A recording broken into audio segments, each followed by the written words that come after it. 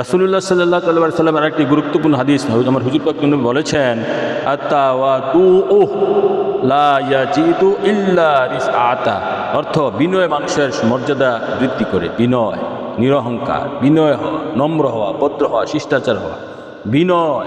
হ্যাঁ, বিনয়, বিনয় আমরা কথাটা আসলে বলি, এটার আসলে অর্থ বা মিনিং কি? বিনয় মানে নিরহংকার, অহংকারহীন। হ্যাঁ, অহংকার যার নাই। বিনয়, নম্র, নম্র, ভদ্র, বিনয়, নিরহংকার।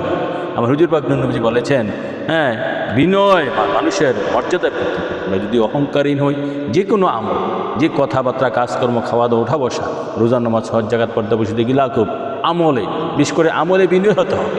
মানুষের সাথে আচার ব্যাপারে বিনয় হতে হবে। হ্যাঁ, এটা আমার নবীর সুন্নত। আমরা যেন সেই সুন্নত পালন করে নবীজির খাস গোলাম হতে পারি। হ্যাঁ, নবীজির সন্তুষ্টি অর্জন করতে পারি, এই আশা ব্যক্ত করছি। আমা আলাইহিল বালাগ।